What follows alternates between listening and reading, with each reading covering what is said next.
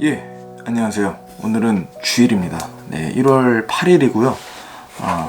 보통 주일은 제가 아침 7시부터도 벌써 정신이 너무 없어서 일찍 찍고 있습니다. 오늘은 또 이제 예배 준비 때문에 주일이라 너무 또 깊게 많은 부분을 살펴볼 수는 없을 것 같고요. 시간 관계상 중요한 건 몇 가지만 짧게 나누고 오늘은 마치겠습니다. 오늘 8장 살펴볼 예정이고요. 이 8장은 이제 지혜가 의인화되어 있어요. 보다 그래서 직접적으로 이 지혜의 가치에 대해서 스스로가 얘기하고 있는 부분입니다. 1절은 이렇게 시작합니다. 지혜가 외치지 아니하느냐, 명철이 자기 음성을 내지 아니하느냐. 그리고 또 8절을 보시면 성문들과 도시 입구와 문들로 들어오는 곳에서 외쳐 이르되 라고 되어 있어요. 지혜가 지금 사람들이 지금 보니까 외치고 있는데 지금 이 외치는 곳이 이 사람들이 많은 곳입니다. 사람들이 많은 곳에서 이 지혜가 지금 스스로에 대해서 외치고 있다는 것을 좀 볼 수 있습니다. 그렇죠? 또 그 내용으로부터는 이 4절부터 쭉 이어서 지금 이 8장의 전체, 그러니까 36절까지 등장합니다. 8장이 36절에서 끝나거든요. 4절부터 이어서 36절까지 쭉 지혜의 외침에 대해서 나오는 겁니다.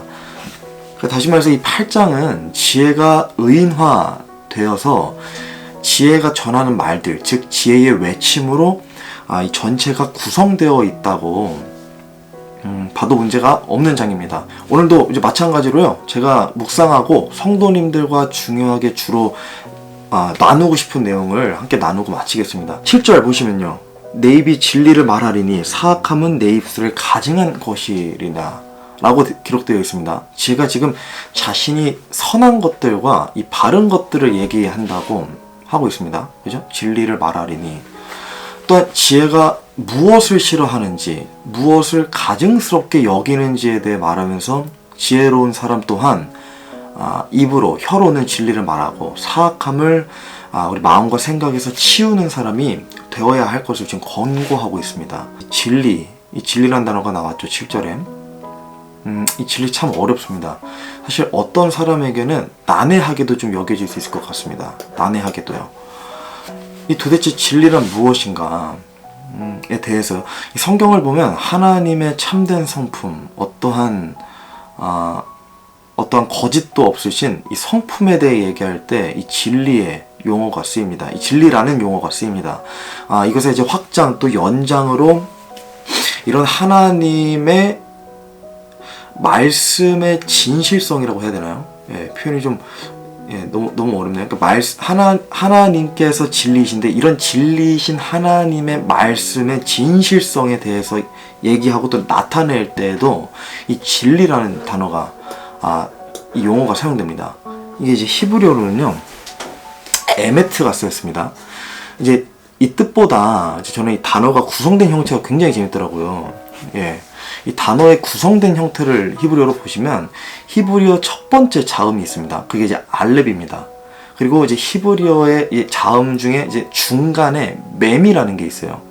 그리고 히브리어 자음 중에 마지막에 이 타우로 쓰였는데요. 이렇게 구성되어 있어요. 지금 이 진리라는 이 에메트가 단어의 구성이요. 그래서 뭐 정확하지는 않을 수 있지만 이것은 마치 이제 요한계시록 22장 13절에 나오는 대목, 나는 알파와 오메가요, 시작과 끝이요 처음과 마지막이라고 하나님께서 자신을 정의하시는 부분과도 또 이 구절과도 같은 뜻을 지니고 있는 것 같습니다. 뜻이 아니라 단어의 구성이기 때문에 이렇게 해석하는 것이 다소 무리일 수는 있습니다. 근데 저는 이제 그냥 나름 그 단어의 구성이 좀 재밌기도 하고 또 그 구성대로의 또 의미가 지금 있는 것 같아서 한번 말씀드려 봤습니다. 즉 하나님과 또 그분의 말씀만이 이 진리라는 것을 살펴볼 수 있고요. 그래서 이 지혜로운 자는 이런 진리의 마음을 두고 또 사람들에게 이 진리를 선포하는 사람, 전하는 사람, 그러기 위해서는 이 사악한 육신의 행위들이나 생각들, 이러한 것들을 가증하게 여길 수 있어야 한다는 가르침으로 보여집니다.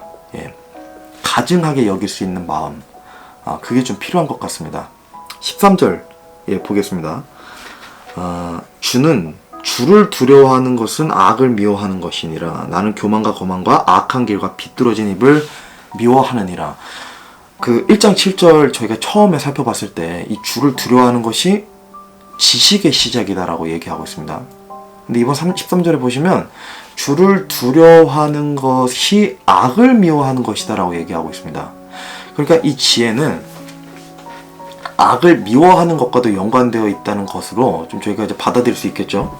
악을 미워하는 것, 곧 육신의 길, 이 육신적인 행위를 미워하는 겁니다. 예. 또 죄의 행위들을 미워하는 거죠. 이것을 미워하고 또 아까 이제 저희가 읽은 이 7절 말씀처럼 이것을 가증하게 여기는 마음은 하나님 안에서 즉 이 말씀 안에서 지혜롭게 살아가고자 하는 이 자세라고 말할 수 있을 것 같습니다. 그러니까 악을 미워하는 것이 곧 지혜로운 그리스도인이 취해야 하는 아주 기본적이자 또 필수적인 자세라고 할 수 있는 겁니다. 악을 미워하는 것이 지혜로운 그리스도인이 취해야 하는 아주 중요한 자세라고 좀 배울 수 있을 것 같습니다. 그리고 이 구절 후반부에 이어서 보시면 이 사악함에 해당하는 몇 가지를 특정해서 지금 나열하고 있습니다. 보시면 나는 교만과 거만과 악한 길과 비뚤어진 입. 이게 단어적으로 그냥 이 단어적으로 그냥 보면 이 교만과 거만은 이게 이제 뭐라고 해야 될까? 이게 내면 우리 안에 장착되어 있는 거잖아요. 그러니까 우리 마음에 또 생각에 이 내면에 들어 있는 거잖아요. 그죠? 약간 씨앗 같은 거죠. 이 죄의 본성과도 연관이 있는 거고요. 근데 이제 지금 여기 보면 악한 길과 비뚤어진 입은 악한 길과 비뚤어진 입, 요거는 이제 외적으로 드러나는 겁니다. 외적으로. 내면이 아니라 요건 이제 외적으로 드러나는 거잖아요. 이게 행위에 관련된 거잖아요. 악한 길로 가고, 또 비뚤어진 입으로 말하는 이런 것들이요. 그러니까 이제 보면 교만과 거만한 마음이 또 생각이 악한 길로 가게 하고 비뚤어진 입을 갖게 한다는 것으로 해석할 수도 있는 거죠. 그죠? 이것을 이제 좀 정리하면 지혜로운 그리스도인은 교만과 거만을 가증스럽게 여겨야 한다는 것입니다. 무엇을 위해서요? 악한 길로 가지 않기 위해서, 또 비뚤어진 입으로 말하지 않기 위해서요. 비뚤어진 입은 진리를 말할 수 없잖아요. 그래서 이게 단순히 이것을 멀리하자, 우리 이 주변에서 치우자 이런 정도가 아니라 아예 작정하고 이것을 좀 가증스럽게 여겨야 한다는 겁니다. 이걸 가증스럽게 여겨야 하는 이 자세가 좀 필요할 것 같습니다. 저도 이번에 이거 묵상하면서 조금 더 이 육신의 행위들, 이 육신의 이 죄들에 대해서 좀 개인적으로 좀 경각심을 갖게 되는 그런 구절들인 것 같습니다. 22절, 23절에 보시면요. 주께서 자신의 길을 시작하실 때에 자신의 옛적 일들을 행하시기 전에 나를 소유하셨으며 이 영원부터 처음부터 또는 땅이 있은 이래로 내가 세워졌노라. 소도에 살펴봤지만 오늘 읽고 있는 8장은 지혜가 스스로의 가치를 의인화되어서 얘기하고 있는 장입니다. 22절, 23절을 읽으면서 알 수 있는 것은 지혜는 하나님과 연관되어 있다.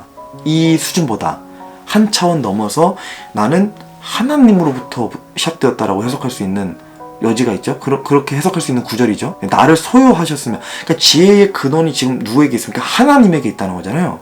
주께서. 그죠? 그러니까 하나님으로부터 또 하나님에게 이 지혜가 시작되었다는 거죠. 나를 소유하셨으며 이렇게 써 있잖아요. 지금 22절에. 이게 오해하시면 안 되는 것은 물론 다 아시겠지만 이 지혜는 피조물이 아닙니다. 하나님께서 가지고 계셨던 겁니다. 그러니까 하나님께서 자신의 옛적 일들을 행하시기 전에 이 지혜를 이미 가지고 계셨다라는 것을 저희가 살펴볼 수 있는 구절이에요. 이 많은 이단들이라고 해야 되나요? 이단이죠. 이단들을 보면 이 예수님을 피조물로 여깁니다. 피조물이요. 예수님이 근데 피조물이십니까? 피조물이 아니시잖아요. 여러분 잘 기억하셔야 되는 게 이 성부, 성자, 성령 이 세 분은 하나이세요. 하나. 우리가 삼위일체라고도 하잖아요. 삼위일체란 단어가 성경에 나오진 않지만 삼위일체가 나오지 않지만 삼위일체에 대해서 얘기하고 있죠. 분명하게 성경 말씀은. 하늘과 땅을 창조하셨을 때 하나님께서만 계셨습니까? 아니죠. 같이 계셨어요. 성부, 성자, 성령, 하나님과 성령님과 예수님 이 세 분께서 같이 하신 겁니다. 같이 계셨고 또 같이 하신 거예요. 하나님 아버지 하나님 하신 게 아니라는 거죠. 예. 제가 갑자기 그냥 생각나서 말씀드렸습니다. 왜냐면 이게 읽어보시면 저는 이게 머리가 이게 제가 나빠서 그런지 이 깊게 잘 안 들어가거든요. 제가 그러니까 너무 막 이렇게 베베 꼬려고 하질 않아요. 하나님 말씀을 굳이 좀 이 단순한 진리를 명쾌하게 우리가 받아들일 수 있게 하나님께서 해놓으셨다는 그런 믿음을 가지고 있거든요. 제가. 근데 신학자들 가운데서 이걸 보면 이 지혜의 정체가 무엇이냐 이거에 대해 이견 논쟁이 있는 거예요. 예, 그래서 지혜가 그 지혜 자체이냐, 그러니까 우리가 얘기하는 그 지혜냐, 아니면 창조사역, 세상에 이 세상 창조사역에 함께 하셨던 예수님으로 볼 것이냐. 왜냐면 또 이제 이제 신약을 보면 고린도전서에 나오는 1장인가요? 거기서도 그렇고 이 예수 그리스도께서 지혜와 동일하게 불려지는 대목들이 있습니다. 어쨌든 이것은 지혜 그 자체로 봐도 무방하고 예수님을 사실 지칭하는 표현으로 봐도 저는 문제가 없다고 보여져요. 이 시간 관계상 이걸 다 읽지는 않겠습니다. 근데 이어지는 구절들을 한번 성도님께서 각자 읽어보시는 것을 제가 좀 권해드리는 게요. 이게 교리적으로 아주 엇나갈 것 같지는 않아요. 제가 봤을 때 요것을 해석하는 데 있어서요. 그래서 뭐 자유에 따라, 신앙의 자유에 따라, 믿음의 자유에 따라 받아들이시면 될 것 같고요. 쭉 넘어가서 저는 32절 한번 보고 싶은데요. 그런즉 곧 자녀들아 너희는 이제 내 말에 귀를 기울이라 내 길들을 지키는 자는 복이 있느니라. 다시 한번 오 자녀들아 라는 표현이 등장하면서 이 대상을 명확하게 다시 짚는 부분인 것 같기도 하고요. 또 뿐만 아니라 내용을 정리하고 결론을 내리기 위해서 미리 강조하는 표현으로도 보입니다. 왜냐면 이제 그런즉으로 시작하잖아요. 그러니까 이제 앞에 부분들에 대해서 얘기하고 그런즉 이제 오 자녀들아 라고 얘기하는 것을 보면 말이죠. 그러면서 이 지혜의 말들, 이 아버지의 말씀들에 이 귀를 기울이라고 하고 또 그 말씀들의 귀를 기울이는 자들에게는 하나님의 복이 주어진다.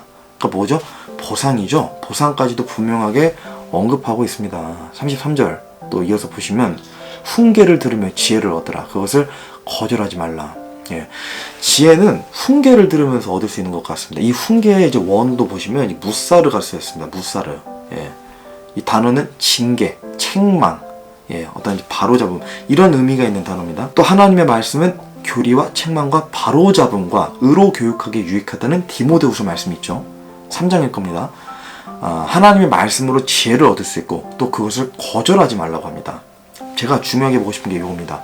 그것을 거절하지 말라요. 그것을 거절하지 말라. 여러분 어떠세요? 이 지혜에 대해 정말 저희가 지금 계속 살펴보고 있잖아요. 이제 벌써 10장이 다 와가요. 근데 어떠세요? 이렇게 들으시면서 제가 같이 나눠보면서 지혜에 대해 정말 갈망하는 마음?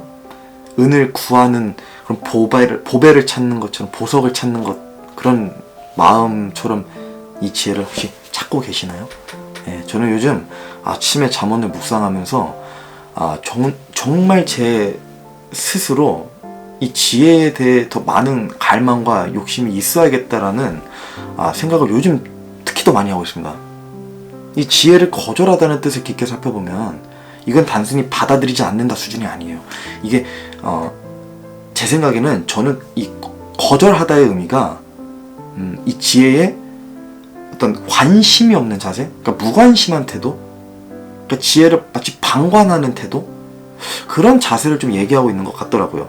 쭉 보시면 솔로몬 왕이 지금 얘기하는 게 결국에 이 지혜에 대해서 관심을 가지라는 거잖아요. 관심을 갖고 그것을 계속 구하라라고 언급하고 있는 것처럼 이 잠언에서 계속 그것에 대해 가르침을 주고 있는 겁니다. 이 지혜가 얼마나 값진 것이고 얼마나 가치 있는 것인지에 대해서요. 쉬운 말로 하면 지금 이 지혜에 대해 관심을 좀 가지라고 어필하고 있는 그런 부분으로 저는 보여집니다. 그래서 저와 여러분이 이 지혜에 많은 관심을 갖고 또 그것을 값지게 여겨서 매일같이 찾는 그런 그리스도인이 되셨으면 하는 소망이 있습니다. 오늘은 이것으로 마치도록 하겠습니다. 함께 해주셔서 정말 감사하고요. 내일 9장이죠. 내일 9장입니다. 내일 9장으로 다시 찾아뵙겠습니다. 감사합니다.